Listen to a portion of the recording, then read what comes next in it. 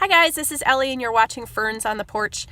Have you ever read a verse and it just kind of stuck in your brain and your heart and kind of rolled around for a while? I've heard this term, Jesus is the author and finisher of our faith. And I've heard that a bunch of times, and I actually had to do some digging and look up where that actually is, where that term is. And the term author, I think, only shows up in like the King James version maybe, but the Greek word for that I looked up and have found shows up a couple different places, and they're both in Hebrews. Now, the first one in chapter 5, verse 9, talks about Jesus as being the author of our eternal salvation, the author, the causer, the first one, or the source of our eternal salvation. Now, certainly, if we think about Jesus, that was kind of the whole point of him being here, was our eternal salvation. He was the source of that. He's the only one that made that happen. The second time that I found that is also in Hebrews, and that's in chapter 12, and it starts the tail end of verse 1. I'll just read that.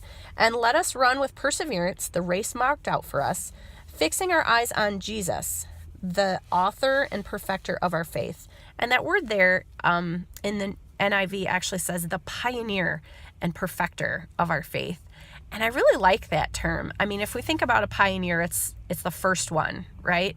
And Jesus was the first one in Christianity. I mean, our life is based on his life. I mean, that's what we're supposed to be. The term Christian means little Christ. And actually, way back in the early church, that was kind of a derogatory thing. How people referred to people in the first church was these little Christ, these people following Jesus and trying to live like him. That's what we're supposed to do. Now, I think why this has just kind of been in my heart, I've talked to lots of people and seen, lots of examples throughout my life, and certainly you probably have too, where Christian people fall short. It's people. And it's easy to maybe hold them to a higher standard, and certainly we should. If you have teachers, pastors, it says in the Bible that they're held accountable for their words, and I take that very seriously. I mean, I may not have a lot of followers here, but I certainly take that to heart. Anybody that I'm sharing my faith with, I'm responsible for those words and what other folks hear and see in my life. But it's easy to maybe get disillusioned with that. If you're holding, a pastor or teacher or prominent Christian figure at this kind of pedestal level, and they do something that's really screwed up and they fall short, some people maybe have a tendency to say, well, what's the whole point of this whole thing? I would encourage you to look to these verses in Hebrews and remember that Jesus is the pioneer, the source, the cause, the first one. He's the example. He is the author and finisher of our faith. He's what this whole thing is all about.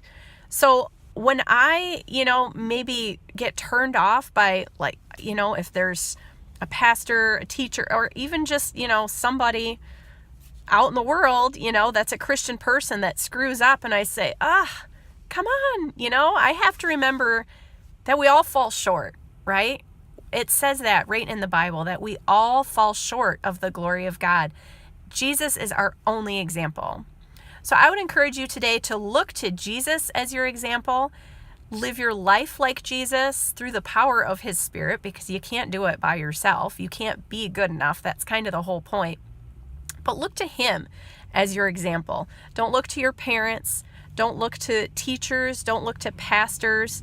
Don't look to other people as an example for how to live your life. Now, certainly there's great examples for, how to live your life, how to parent your kids and things like that. But ultimately, our ultimate example, the pioneer of our faith, the first and most important one, is Jesus himself. So I would encourage you to read the red letters in your Bible.